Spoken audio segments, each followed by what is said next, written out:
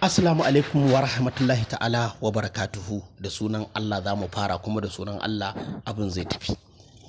Wato maganar da Alhikima ya faɗa akan wa'innan munafakan 'yan fim ɗin, 'yan drama, gaskiya ya faɗa.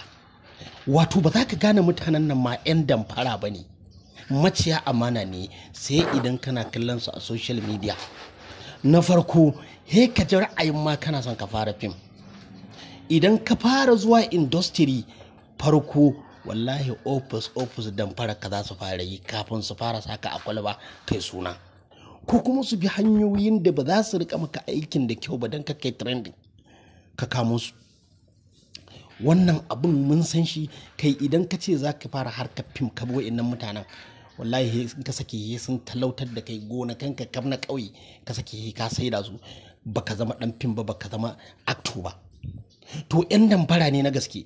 To zamanin zuwan Dauda Adamu Abdullahi Kahutu Rarara da kuma ya samu amininsa wanda babu kamar shi a dukkan ƙasar nan, Alhikima, da ya same shi ya rike amana, shi ma ya rike mai amana, suka taho social media suka fara duba al'umma waɗanda suke musu hidima, suke tallata su, suke tallata aikin dukkan wani ɗan siyasa da mai gidanmu Dauda Kahutu Rara zai anso na harkar waka, ya mai waka, ya biya sa, shi ma ya ɗauka ya ba 'yan midiyansa. Ka gaya mun kafu innan munafukan 'yan fim ɗin, in akwai wanda ma ya taɓa ɗaukar mutum ɗaya zuwa biyu ya tafi da su wajen ɗan siyasa ya samu wani abu har ya zo ya ɗauka ya samu wani. Kai duk wata adawa ma da kake gani, farko da aka fara tsanar Dauda Kahutu Rara a Kano, farko ɗaukaka suka ga ya fi su iya waka, kuma Allah ya mai baiwar da bai musu ba, ya aka ma hasada da bakin ciki. Na farko su Naziru suka taso, su Naburu suka su waye ba su kaunar Rara, suka yaba mai kashin kaji, har ƙarshe da suka ce mai ƙolo, saboda su ba su san a wuce su. Bai yiwu alaji ka ɗauko mukami ka ɗora ma kanka, Allah bai baka ba. Shi ko Dauda Kahutu Rara Allah ne ya bashi ya zama jami'ar waka. Sannan kai kuma sarki ce kai, ni a naɗa na sarkin da inda ka kai rawani, kullun cikin rawani. To duk abin da Allah bai baka ba, ka ce kai ka ƙaba ma kanka, cikin wahala zaka zauna. Kai duk kyautar da yanzu Naziru sarkin waka zai maka, ya dai maka ƙuru. Amma ya san wakar an fi shi, samun kuɗin an fi shi, iya siyasa an fi shi. Kai gidajen Rara ai ba iyaka, so shi ko kullun a wannan gidan kwara ɗaya yake yin sabgogin shi a gida. Har fina-finai a wannan gidan ake kwara ɗaya. Sai 'yan motoci wanda kullun yana da 'yan midiyan da rike dan basu 2,000 3,000 waɗanda za ka ga suna dan nuna irin mota, kullun suna modernizing ɗin mota guda ɗaya. Ya sai mota yi kaza. Su kuma mutanen duniya 'yan social media wanda bai waye ba, bai san yaya kafofin media yake ba, da ya kalla ya ji an faɗi wannan ƙarya sai kama.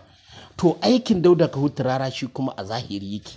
Idan ka tafi Kahutu ka je alaji ka gani, saboda tsabagen zaman lafiya da yake da mutanen garin da taimaka musu da yake yi, wallahi tallahi ka je ka ga katafaren masallacin da aka yi, an kashe kuɗi sun fi naira miliyan 300 a garin nan.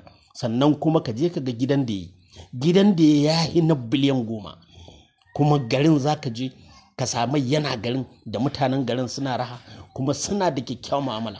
Kai Dauda Kahutu Rara kullum tsaron shi ake, kudu da yamma arewa gabas 'yan garin, saboda tsabagen amfanin shi a gurinsu.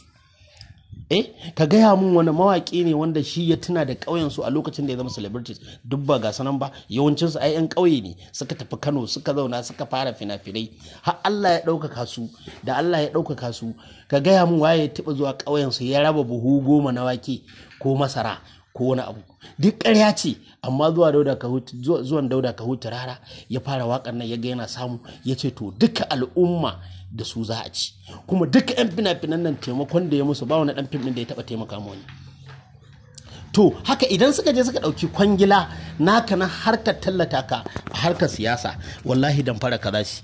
Dan idan suka tabbatar da sun karɓi kuɗin, daga ƙarshe dai finally wallahi wani na kiran su za su saki tallanka su kama wani. Duk ba haka suke ba, yasa ba wani ɗan comedy, ba wani ɗan fim ɗin da a tarihin rayuwa yanzu zai zama kamar Dauda Kahutu Rara. Dauda Kahutu Rara da shi da 'yan midiyansa su ne mutane wa'inda suke siyasa, ko a basu kuɗi ko ba a basu ba, kuma su suke tallata jam'iyya tun daga farkonta har ta har a gama tenuwa. In za a yi tenuwa ɗaya tenuwa biyu ya an shekara 8 ɗin ana tallata jam'iyyar nan ko da kuɗi ko ba kuɗi.